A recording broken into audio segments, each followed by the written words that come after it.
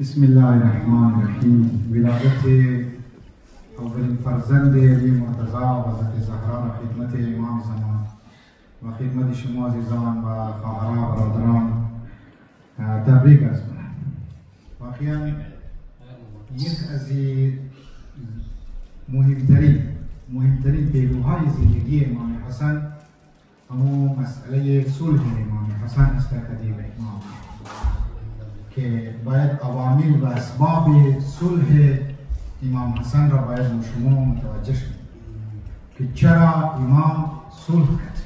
لیکن در همینجی در پرانتز هست کنم نگره که شما تو که آیمیت ها که امتی روبرو بود، که مسلمان های روبرو بود، که پیروکار های روبرو بود، که به انتها بازی هایشان در جهالت گرفتار بود.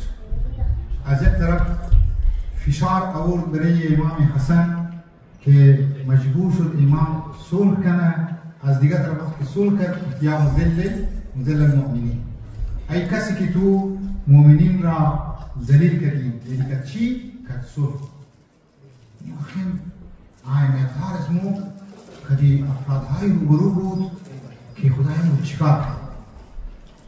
پدر بزرگوار شدم امی امت، امی افرادهای نزدیک شی یا دور شی بازیات مجبور کردن و که درد دل رو که چاه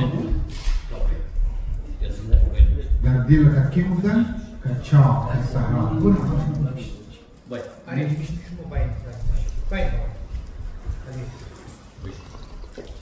خدا مولا را مردم اذیت کرد و این روز نمیتونه. دین را مو تفسیر مونیم از جیب، قرآن را مو تفسیر مونیم از جیب.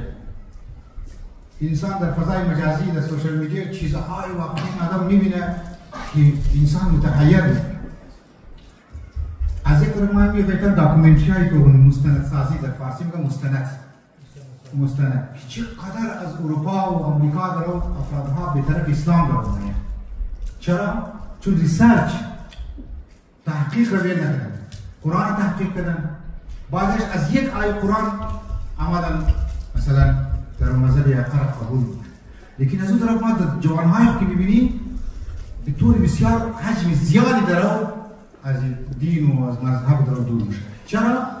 چون این مصیبت موبایل از صبح تا شب را ریل تو کرده، ریل دیگه نه ریل داده سیکی 70 سیکی نه 60 سیکی این یک نیتن کمتر.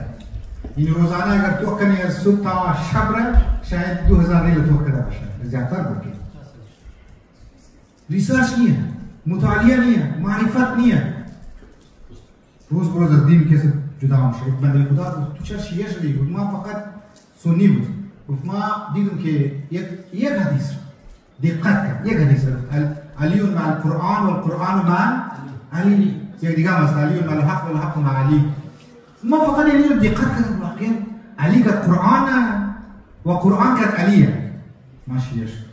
یعنی چی؟ یعنی او تفکر را و او فکر را زحمت داد خود را چند لحظه فکر کرد. التفکر ساعة افضل من عبادة 70 سنه. لمحه بار که فکر، یعنی یک لمحه اگر ما فکر کنم درباره دین درباره خود از 70 سال کسی بزرگتر است. حتی در بعض جاها است که مولا علی را میگه تو در مقام امامت چطور رسیدی؟ در عمل نمیگه، در فکر. ابو ذر غفاری اگر در 8 درجه ایمان رسید به خاطر فکر رسید. یعنی فکر بسیار مهم است. دعوت فکر، این مجالس ها، این برنامه ها، این جشن ها، شبهای قدر، همین شبهای قدر ها بهترین عمل این شبهای قدر صدرکات نماز قضایی یا دعاها اونا در جای خوب بهترین ورمون مفاتیح. آقای کلینی گفته که بهترین عبادت در شب قدر مباحثه علمیه.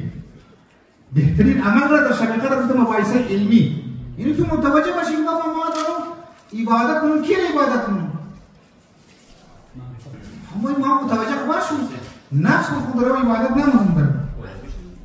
یک دو امام حسن آقا کریم بکنم فهمیش مفتیم منی شهرم بکنم آقای کریمیم و چم کریمی دیگه گفت که امام حسن کریم واقعا نمیتونه، یعنی بعض اوقات ائمه‌ها بزرگا پدر علی علیه السلام پدر امام حسن رحیم کرد مخصوص برخانه امام حسن که فقرا را کی رد نمونه. در روایت است که امام حسن به بود چیزی که در راه خدا میداد دیگه پس نمیاد. موش کار نه، البته پول کنه، پول اصلا موش نمیدی. یک احسانی که میدی برای اهل بیت. اون دسر خوب ما رو مجلس برگزار کردیم، ما اینجا کردیم که کردیم مثلا ما اونجا کار کردیم. بابا امام حسن وقتی که یک کار خوب را کرد دیگه منت نمیاره برای سر کس. تو برای ذات خوب کردی، برای خدا کردی، برای عقوبت خوب کردی. این دو سیمه نکته ای که میخواهیم در خدمت شما بگم، شما تو که نباور دارید ائمه‌ها خونسرد نبود. این نکته مهمه. ائمه‌ها خونسرد نبود. خونسرد می‌فهمید چه؟ آرام در زندگی اهل بیت نبود. بعضی با میگن ندارن مسائل دینی، اجتماعی، کارهای فرهنگی آرام بخی حسودی میشه. اونا چطور آرامن؟ امام علی علیه السلام میگه ما چطور آرام بشتم که درو از نگاه فرهنگی، از نگاه اجتماعی و گناهان درو معاشره جامعه از بین موره. ولا اشاركهم في مكاره الدهر. ما چطور نامخور امیر المؤمنین بیاریم که در کنج حکومت به یک نفر درو گرسنه یک فرد درو از دین درو دور میشه.